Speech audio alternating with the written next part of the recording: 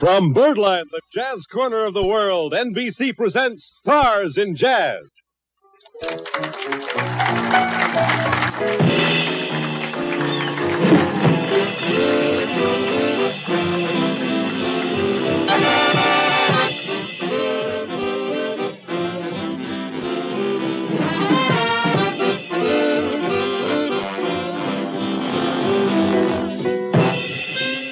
There's only one band in the whole world that swings like that. Ladies and gentlemen, from Birdland, the jazz corner of the world, right here at 52nd Street and Broadway in the heart of New York City. Stars in Jazz, tonight featuring Count Basie and his all-star orchestra.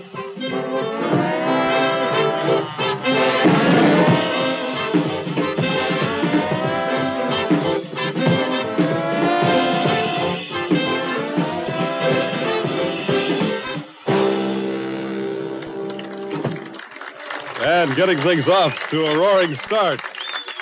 Here in Birdland tonight, Count Basie. It's my great pleasure to welcome Jeff Gold to Jazz for Curious Readers.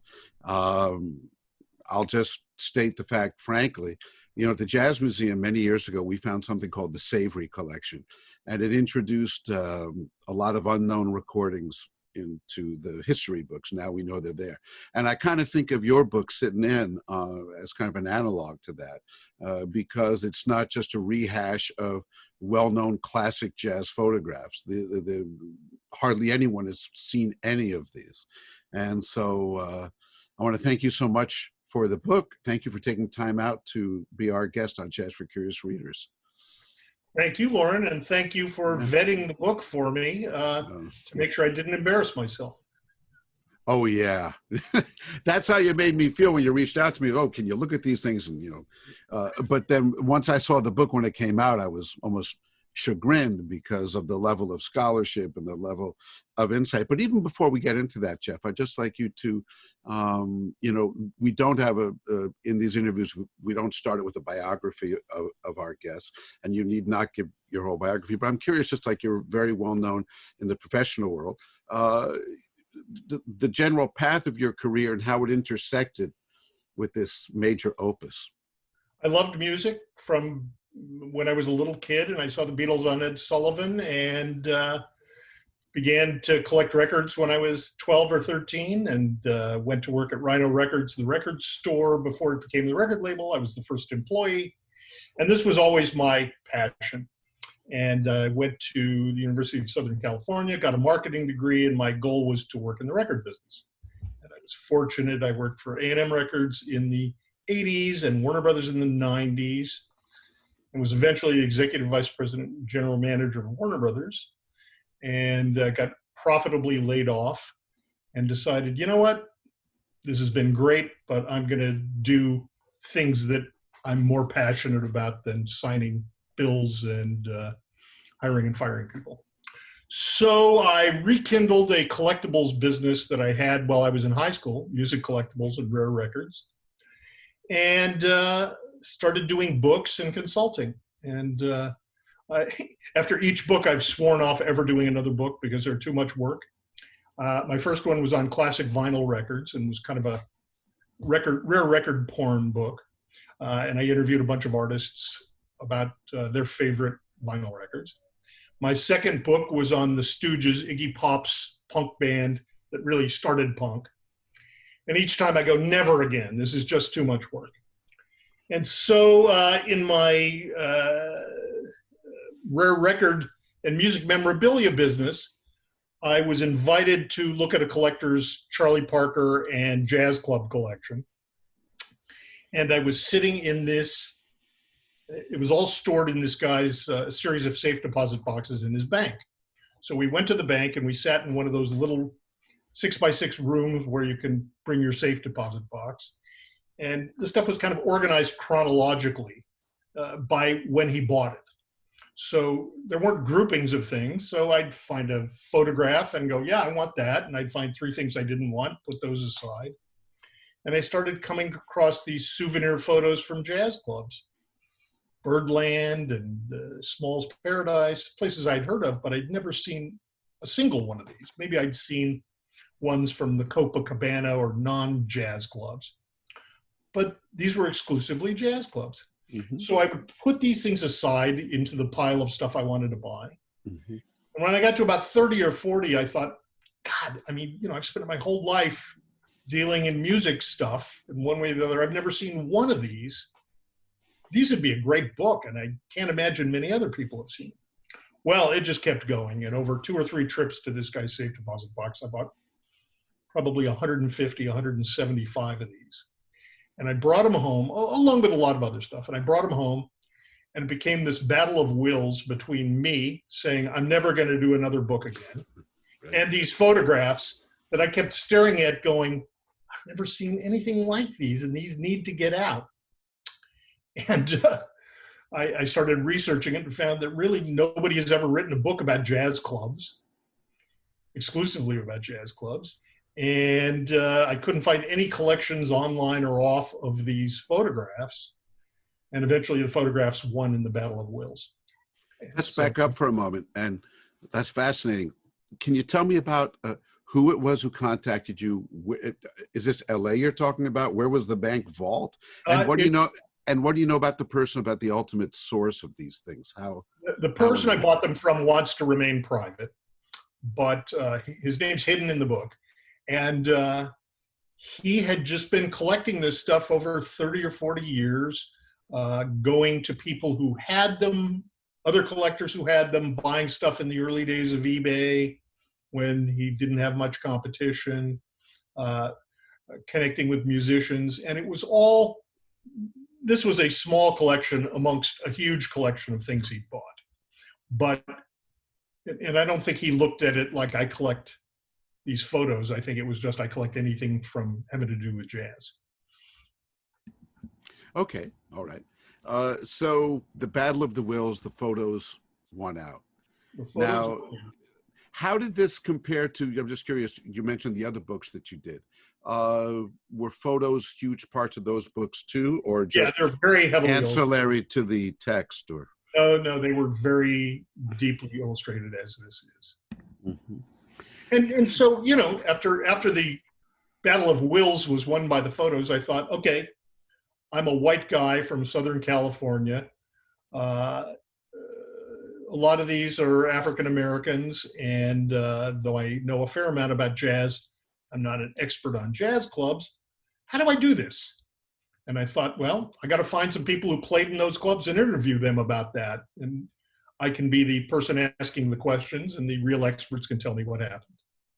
So through my years at Warner Brothers, I met Quincy Jones briefly, and I had a couple connections to him, and he agreed to do an interview. And I thought, that's fantastic. So I did a lot of research, put together a lot of questions, and I kind of casually asked him, what was the race situation like in these clubs? And he went to New York in the in about 1950, 51, and immediately started hanging out on 52nd Street and going to Birdland. And so I was thinking, what was the racial situation like? And he goes, paradise. Everybody got along. All anybody cared about was whether you could play. The audiences, black and white people, got along. Racism would have been over in the 50s if people had listened to the jazz musicians. And I thought, wow, that's kind of, maybe I would have intuited some of that, but I haven't really read about that in depth. So my second target, which I was fortunate to be able to interview, was Sonny Rollins. And I asked him about this, and he got really into it in depth and said, we never get credit for this, and I'm really glad you're asking about this. Racism really did start to break down in these clubs. And he had grown up in Harlem and said, I didn't really meet a lot of white people, essentially. And to be playing in these clubs and have people coming up and telling me how great I was and asking me for my autograph and could I pose for a photo with them was such a nothing like he'd ever experienced before. And I talked to him about working with Prestige and Bob Weinstock, who treated him very, very well, and Alfred Lyon at Blue Note, who treated him very well, and how these guys really were just enraptured by African-American music and were their collaborators in every way. And at some point, Sonny goes, this is really important. I hope you put this in your book. And I thought, absolutely. So that became kind of a through line through this whole book. And from there, I thought, okay, I want to interview somebody who went to these clubs as an audience member. And I have a mutual friend with Dan Morgenstern, who was my dream come true guy, somebody who became the preeminent historian on a scene that he actually participated in. And he came to America in 1947, fleeing Nazi Germany with a couple of intermediate steps, and started going to these clubs as an underage kid in 47. And so I felt like this is great. I'm getting kind of a kaleidoscopic version of what it was like on stage, what it was like off stage for the musicians, and what it was like for somebody going in there. And at this point, it dawned on me, you know, Dan and Sonny were both sneaking into these clubs as underage kids at the very end of the 40s. In 10 years, this book's going to be nearly impossible to do. These guys are 90 now. And to find somebody who's still alive and hyper lucid about this stuff, you know, now is a feat, but 10 years from now is going to be virtually impossible. So I felt like I was happy that the pictures wrestled me to the ground, because at this point I'm beginning to document a scene that is probably in its last days of being documentable firsthand. Well, one of the things that really knocked me out about the book was the fact that it's not just 52nd Street, and that you go to these other cities and these other places that remain obscure. I mean, you know, there's a book out about Detroit, and there's a book out about Central Avenue, but to have them all under one cover is absolutely amazing. Can you take us through? Well, actually, even before we get to the other cities, let me just ask: were we ever able to find out who took these pictures? Was it the hat check girl? Was it, you know? So Dan Morgenstern, in his memory, most of them were girls, and they were camera girls. And there's an autobiography of Morris Levy, and he was in the business of the hat check at club business. Yes, I did meet him once too. He was, as well as having some jazz clubs, most notably Birdland, and being a big advocate of equal rights. We do have to say that in his defense. He ripped everyone off equally. He had got into the business working for somebody or working with somebody who did hat check for clubs, and then began to do photos for clubs. And I couldn't really get down to the bottom of who any of these actual people were. I think a lot of it was, you know, grabbing somebody who could develop pictures, setting them up in a closet in the back room. They'd come out and shoot these things, go develop them, bring them back, and you could buy them for $1 at the end of the evening. But no, there aren't any notable photographers I discovered, and I could discover almost nothing. And I spent a lot of time trying to about who exactly these people were. Because I'm just knocked out by the quality of the prints, and also I just have to say, with your book, you know, the excellent, just the paper and the, you know, just the quality of the reproduction, but even the originals seem to be almost pristine. I'll say I deserve a fair amount of credit for that. There are plenty of bad ones too. I just didn't put them in the book. And were the copies that you got, were these the copies that the fans took home with them, or were they the copies that were left over in the club that no one bought? No, these were the ones that fans bought. And some of them, I'm just pulling out a pile. Some of them have annotation on them where, in fact, here's one from the Hi-Hat in Boston. And so you would get it in this kind of a portfolio, and you could buy it. I don't have one at hand, but some of them have people's names on them, or here's one. That's not in the book, but it's stamped W.H. Harper. I don't know who that is. But This is some military members, and they've written their names on there and made some notations. Sometimes they'd sign them to one another. Um, so yeah, these were ones that people took home. I'm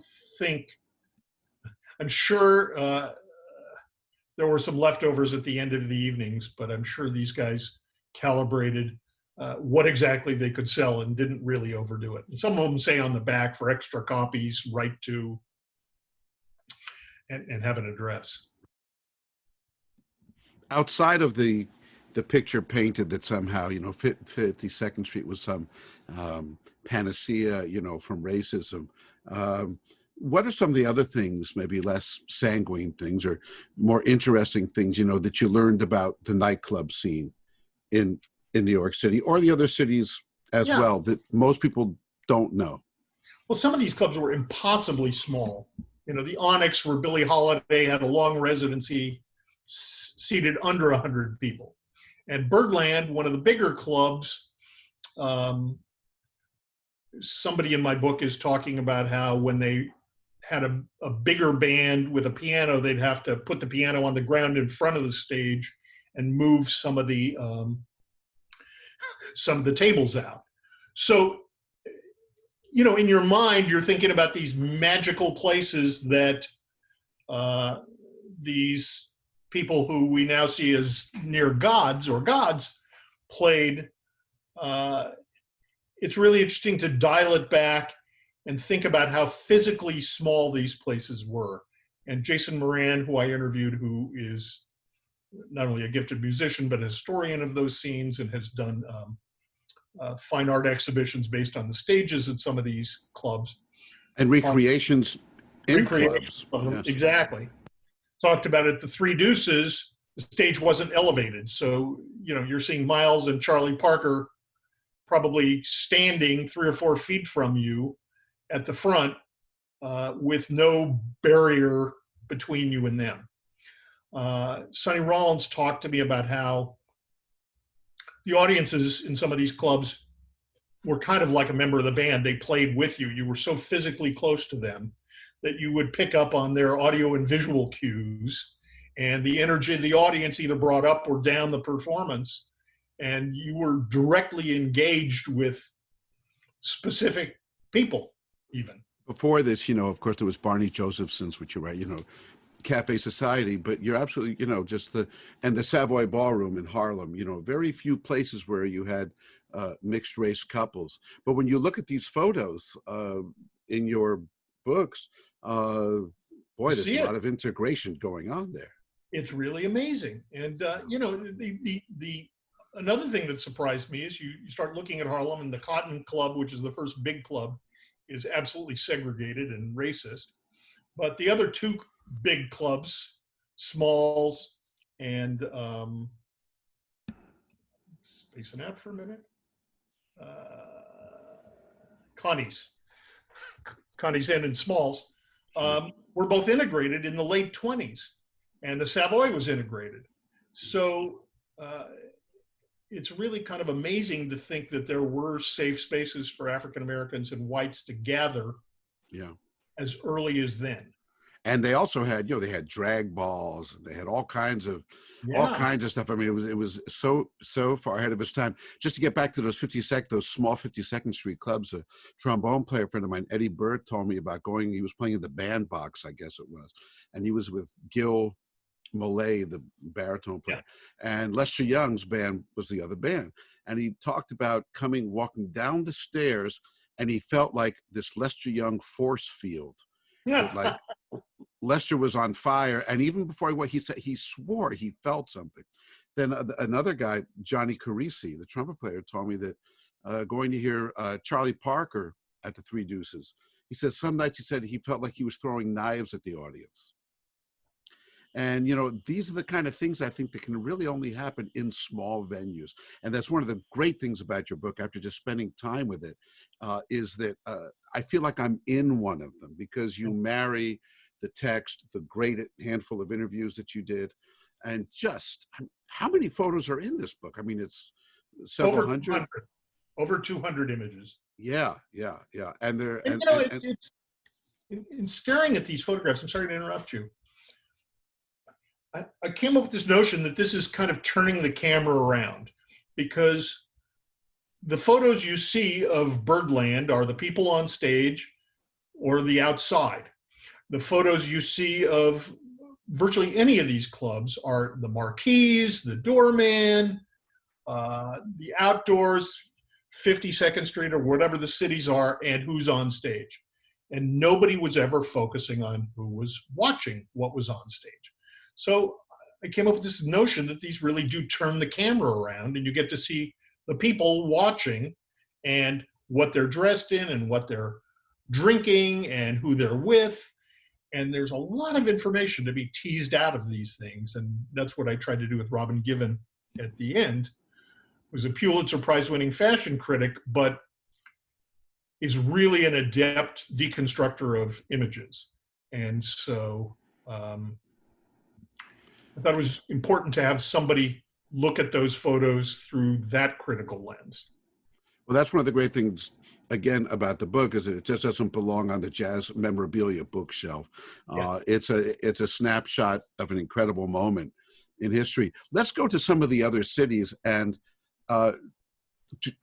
did all the photos in the book come from that one tranche? No, I would say 80% of them do. But I found that there's a photo of an unidentified military man posing with an actress named Joan Davis and Duke Ellington at the 400 Club in New York in Midtown. I found it on eBay, and I just said, I gotta get this. My favorite photo in the book of Charlie Parker posing with a white couple at the Royal Roost, and everybody's just looking ebullient, I saw it in an autograph auction. And I bid pretty high. I didn't get it. It sold for a lot of money. It's signed by Bird. And so I implored the autograph auction company to see if I could get a scan to include in the book. And the person who bought it was generous. And I owe them a book as soon as I get my copies. But most of them are, but a lot of them aren't. And I really was happy to be able to take what I had and run with it. Sure. Let's talk about the other cities that you got into. If you don't mind, just run them down and tell us some things specifically about them. I have the book to do that, so that's okay. Forgive me for looking away. So I have New York, Atlantic City, Washington D.C., and Boston that I've grouped together as the East Coast. Midwest section with Cleveland, Detroit, Chicago, Kansas City, and St. Louis. And then a West Coast section with LA and San Francisco. And there were some anomalies.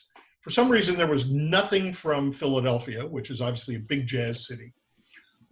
And I reached out to some Philadelphia jazz historians, and nobody could help me find anything there. Seattle also, there was stuff happening there, but I just couldn't find any photographs. It may have been bad luck. It may have been that having club photographers wasn't a big thing in those cities. I don't know.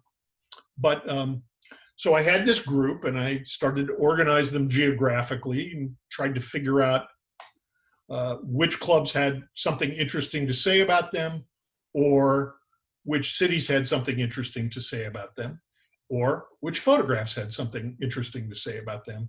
And because I had a limited number of pages, I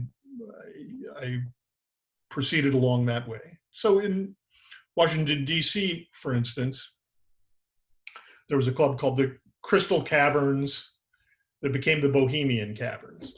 And it was a speakeasy at first. They claimed it was one of the longest running jazz clubs in America, and that it invented the breakfast show. I think a lot of people claim that, but it was certainly in the running. And they had some craftsmen, it was in the basement of a drugstore originally, and it was famous for having this cavern motif where there were stalactites hanging from the wall. And you couldn't see that in anything I had found, but I was able to find through a historical society in Washington, D.C., a picture of that club. And maybe we can cut those in on the interview. so that was something I sourced from an outside photo library, but I really wanted to show that. And I had I have a great souvenir cover for when Coltrane played there that I also use in in one of the interviews with Jason Moran. So, Chicago, The Blue Note. the Blue Note, but the DeLisa, there were just an enormous amount of photos from there. And for some reason, those show up with some regularity on eBay. So that was one club where I had probably 20 photos from, and I tried to select the best ones, which showed some integration happening, or in some cases, the sleeves had big V's and bi-war bonds, so you knew they were from World War II. A lot of these aren't dated, but you can begin to tease out when they were probably from there. And my editor pushed me to include a little something about the jazz scene in each one of those cities. So I did that. Sometimes there was an abundance of information. Sometimes there was almost no information. In the case of Cleveland, there's one book written by a guy named Joe Mossberg, who's the Cleveland historian. And I was asking a friend of mine who had given me a photo from a club in Cleveland if he had any information on it. He said, no, but I'll ask my next door neighbor, Joe Mossberg. And coincidentally, that literally the man who wrote the book lived next door to the guy who gave me the photo. Oh, that's so funny. He was able to give me some information. And I made great use of the Jazz on Central Avenue book from LA. There's one from Washington, D.C. There's one from Cleveland. There's one from Chicago. And I read probably 40 books in order to do the book. But happily, there were a lot of people who'd done a lot of the groundwork. And now, it's this project predates all this, of course, but it comes at kind of a bittersweet moment because we're seeing exactly these kind of places. I mean, not that these kind of places exist anymore, but they're the grandchildren of these places that have managed to hold on. They're biting the dust. Yeah. As we speak. In fact, I think the Bohemian Gardens closed. Yes, it did. Not that long ago. So it makes the book even all the more relevant in a certain kind of way. The other interesting thing is the Black Lives Matter movement and protests of this year. This through line of race and of people coming together about music hasn't been that specifically looked at vis-a-vis jazz. And so I felt very fortunate that became a through line in my book with absolutely no consciousness that would be one of the big discussions happening as it came out. No, it's really true. I mean, since the Ken Burns documentary, which was 20 plus years ago, but that's the whole story of that thing. It's just about the intersection of race and jazz. It's not highlighted nearly enough, Yeah. So yeah, that's the good timeliness about it. The bad timeliness about it is people aren't going to bookstores to browse as they were last year at this time. Yeah.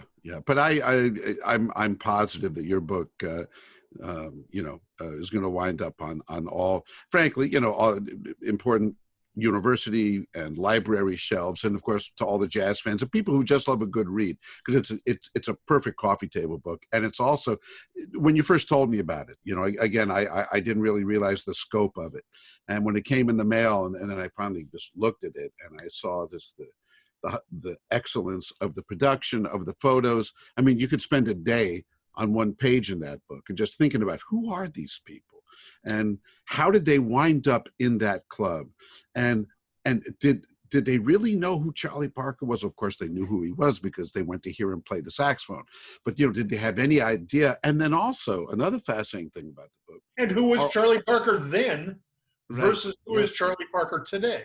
Yes. And then also the lesser known musicians, there's a million of them, and that's fascinating too. It's because they if they're playing in those clubs, they were certainly fine players, and you've given a home for them. There's a picture of Lucky Thompson posing with a bunch of military people right at Billy Bird's.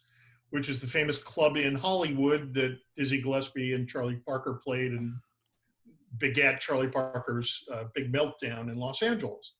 And as I began to research that, I found out that Lucky Thompson was one of the people called in to play on the nights that Bird didn't show up at that specific club. And those shows were in mid-1940s.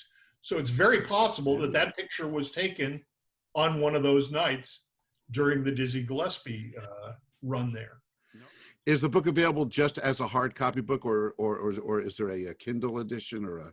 Ostensibly, there's going to be a Kindle edition. I don't know what that's going to look like, but yes, ostensibly there is one. Yeah. But I am into the physical object, as you can tell. Oh, from the yes. background. It's sitting right up on my shelf right here. Let me ask you, just while I have you, Jeff, because I mean, I've heard of you before you reached out to me. I know who you were and your books and all that, but going back to your years in the record industry, this is really, maybe there's a tangential relationship with the clubs, but here's my simple understanding of the record industry in jazz. And I'm curious how it bounces off of somebody who actually was there during the tail end of the golden years in a certain kind of way. Was that jazz was never America's popular music. Jazz was a flavor, like in a chef or something. It was a taste. And in the 20s, 30s, and 40s, going into the 50s, it was a taste that you got a lot of the time. There's always a lot of crap and a lot of other stuff, and a lot of great music that wasn't jazz too. Okay, great. Then in the era that's kind of like fetishized because of LPs, you have a Goddard Lieberson, or you have these other people out there, that there seemed to be some moral sense, even if you want to put it that way, that these record labels that are making a gazillions of dollars selling all the other stuff, that they should put aside a tranche of funds. They're going to record classical music, they're going to record jazz, and that while the Miles Davis and the Duke Ellingtons and even the Ellas, that's a little bit different. They never really accounted. I'm not talking about Verve records. I'm talking about Columbia and Victor and Decca and all that. It was almost that they recorded these things because they felt that they should. There was a niche audience, and maybe they were going to be evergreens in the catalog. But it was also it was a gesture of, we should be doing this. And then eventually, when I'm throwing out cliches here, and I'm curious as to what your reaction is to the reality is. The way that I understand it is the bean counters came in, or the people who didn't understand the music or didn't come out of music came in, and then jazz ultimately, as a component part of the big record labels, just kind of withered and died, and it fell to the Blue Notes and the other labels, and then Bruce Lundvall and people like that. Can you make any sense out of all the cliches I just spouted? Absolutely, and I think you're largely correct. The thing that you miss is sometimes people did this because they just loved this music. So I talk in my book about Ahmet and Nesuhi Erdogan, who were sons of the Turkish ambassador to the United States in the 30s, and they were in Washington, D.C., and they started to invite African-American jazz musicians who they idolized to the Turkish embassy for these jazz sessions, integrated ones. And they got some shit for it from their neighbors, or their father did. But they were deeply committed to this stuff. And so when they went on to form Atlantic Records, they were recording artists that they loved and music that they loved and were incredibly passionate about. And they were also recording some R&B stuff that they loved or probably liked a lot, and later some pop music stuff. But jazz is where they came from. I worked at A&M Records, which was owned by Herb Alpert and Jerry Moss. Herb was a huge jazz fan and played, pop jazz, but was always interested in that being a component of what they did, because he loved it so much. And Gil Friesen, who was the president of A&M, who I worked for, also was a huge fan. And so these guys were doing this out of, hey, we've got this record company, we're making all this other money, we can do some projects that maybe aren't going to make us as much money, but that we truly love. When I worked for Warner Brothers, which was the other label I worked for, Mo Austin who was the longtime head of Warner's, who was my boss, felt like this was an important part of American music and we should be in that business. And occasionally you'd have something like George Benson, who would end up selling millions and millions of records, and that went a long way toward paying for the records that didn't sell millions and millions.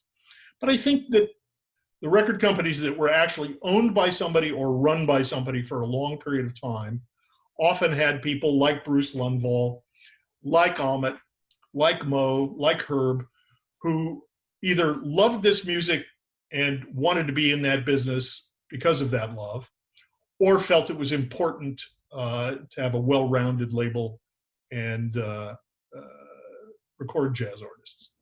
And yes, you're exactly right. As these companies started getting acquired by multinationals and the accountants became more important than the A&R guys, they were just looking at the numbers. And yeah, I know all that rap, but look, we spent X this year and we only earned back a quarter of an X, and that's an unsustainable business model. And you got to give me a better reason than that, than you love this artist for continuing with it. So yeah, I think your read is generally correct. Okay, But, and modified by your comments. I'll come back though and challenge you just a little bit. I knew Ahmet and Nesuhi. I recorded an album with John Lewis that was Nesuhi's last album, and Ahmet I got to know very well during my years with Bobby Short. And so the truth is also, a part of the truth is that Atlantic Records and Jerry Wexler and some other folks, I mean, they tremendously exploited a lot of their artists. And it was really the creation of the rock and roll. That's the spirit of them coming back and saying, wait, but you know, I'll edit that out. But that's what led to the creation of the Rock and Roll Hall of Fame and to that charitable institution that tried to pay back to Ruth Brown and all those other artists that they had really ripped off. So it's a little more nuanced.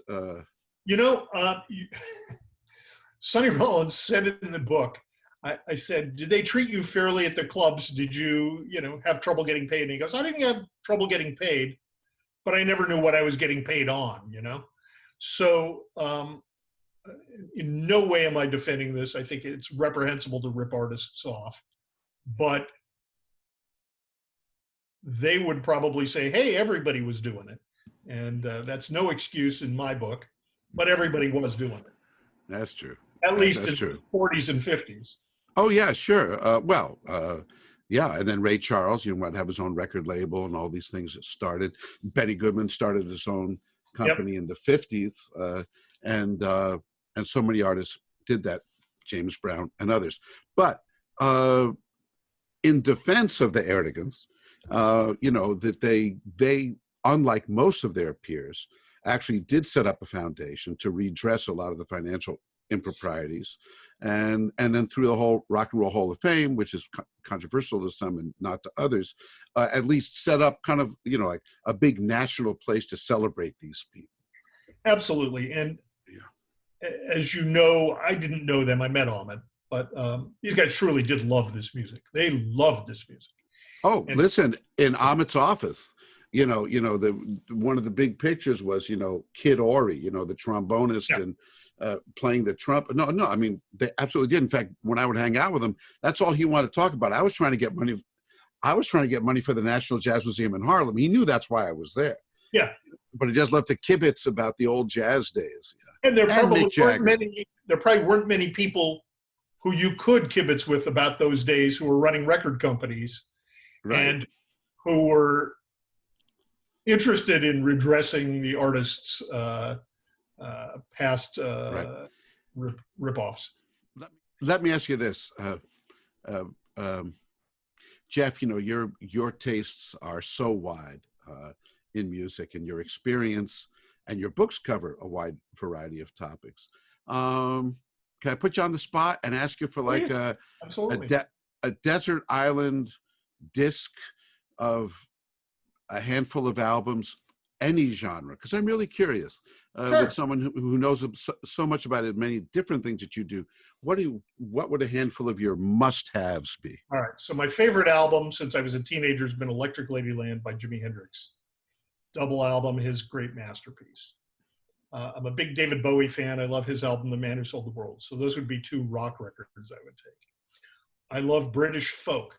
There's a British folk singer, traditional British folk singer named Shirley Collins, and a British folk guitarist from the 60s named Davy Graham. And they made a record together called Folk Roots, New Roots. That I would bring. From jazz, I'm kind of a post-bop guy, and it's almost embarrassing to admit, but I love Kinda Blue by Miles. I just love that album. I love many Coltrane albums. My favorite things, or I don't know, let's say that.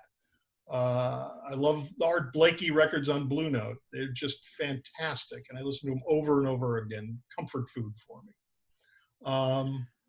Let me look around my office. I love blues, so I would bring Moon in the Moonlight by Howlin' Wolf, in the Best of Muddy Waters. I'm curious, Dave, of the last, Jeff, in the last 20, 30 years, have you heard anything that really rings a bell for you? All the time. I'm actually listening right now to an artist named PJ Harvey, who's a post-punk English singer, and I've recently discovered a record she made in 2000, and another one she made in 2010 that I just love. I'd heard other records of hers, didn't do that much for me, but those I love. There's an artist named Devendra Banhart, who's an American. Well, he's born in Venezuela, but he lives in the United States and has for a long time. Who makes kind of psychedelic indie rock records that I really love. So yeah, all kinds of things, happily. Going back to your book, Sittin' In, the music of that era, I kind of hear the music as I look at the book, because as I mentioned at the beginning, the great majority of these photographs no one's ever seen before.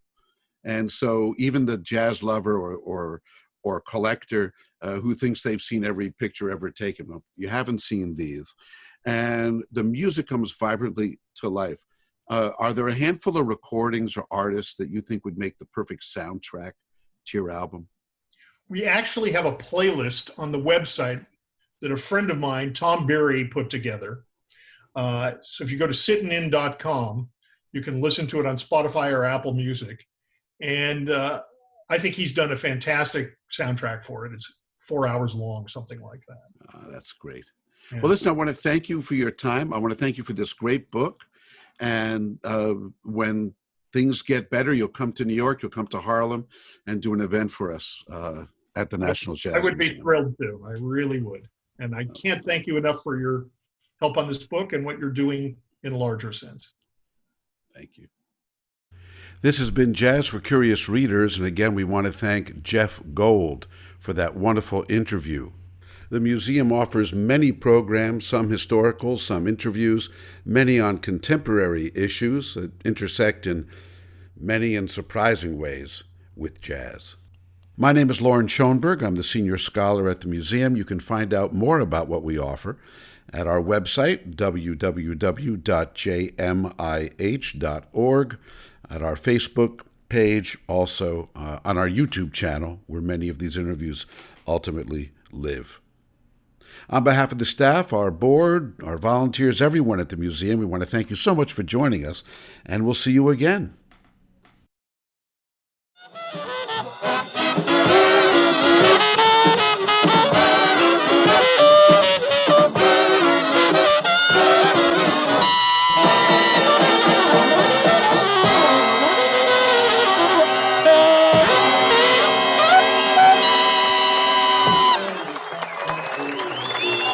Well, what can we say?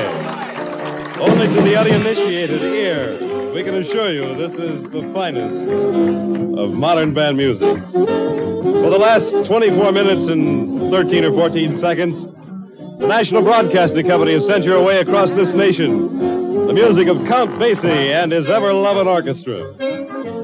Coming to you directly from the jazz corner of the world, Birdland, right here at 52nd Street and Broadway in the heart of New York City. NBC then has brought you Stars in Jazz.